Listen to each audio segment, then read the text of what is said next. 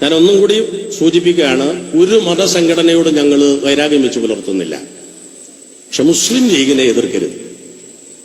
മുസ്ലിം ലീഗിനെ എതിർത്താൽ ഞങ്ങളെ സംബന്ധിച്ച് ഈ മതസംഘടനകൾക്കൊക്കെ പ്രവർത്തിക്കണമെങ്കിൽ എല്ലാ മതസംഘടനകളും, മുജാഹിദ് പ്രസ്ഥാനം കേരളത്തിൽ മാത്രമല്ലല്ലോ, ഇന്ത്യയിൽ മുഴുക്കയുണ്ട്. കേരളത്തിലെ ധൈര്യത്തോടു കൂടി അവർക്ക് ലോകത്ത് എവിടെയെങ്കിലും പ്രവർത്തിക്കാൻ കഴിയുന്നുണ്ടോ? ഇവിടെ ഉണ്ടല്ലോ മുജാഹിദ് നേതാക്കന്മാർ. എനിക്കൊരുപാട് മുജാഹിദ് നേതാക്കന്മാരോട് ബന്ധമുണ്ട്.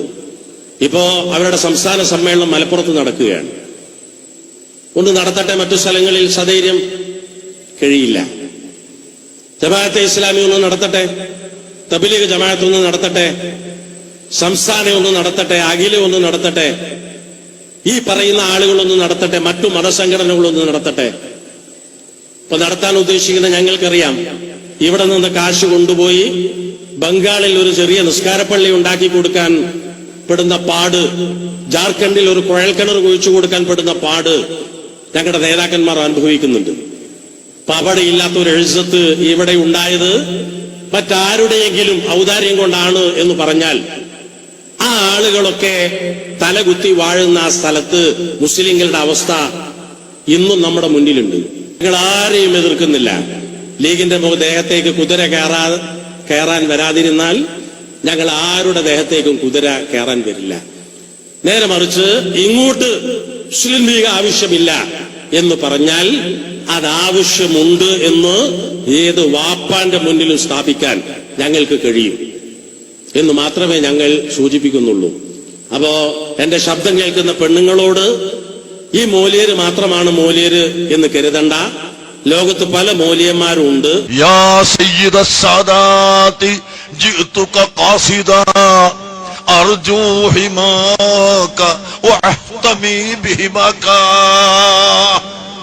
इमामुल आज़म फरमाते, क्या फरमाते, आए रसूलुल्लाह, आए महबूब, ये बंदा आपके सामने मेरा सब अर्ज करता हो, मेरा मल्ज आप ही है, आपके सिवाय कोई मल्ज मेरे लिए नहीं है.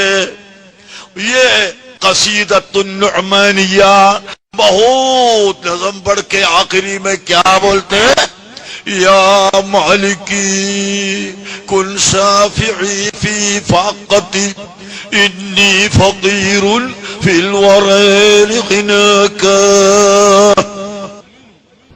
ये देखो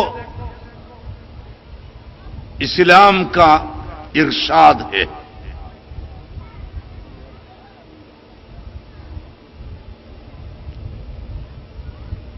आपस में झगड़ा होना,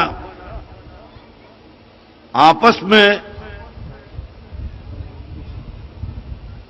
मुस्लिम हिंदू क्रिश्चियन बोल के झगड़ा करके हमारे मुल्कों को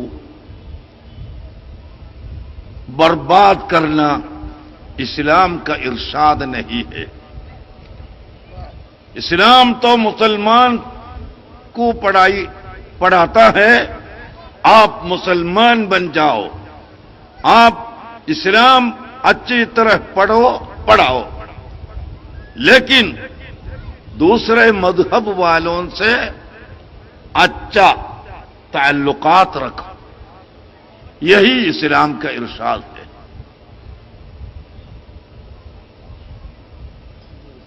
ये मुस्लिमिस्ट नोट टेररिस्ट उधर लिखा हुआ है.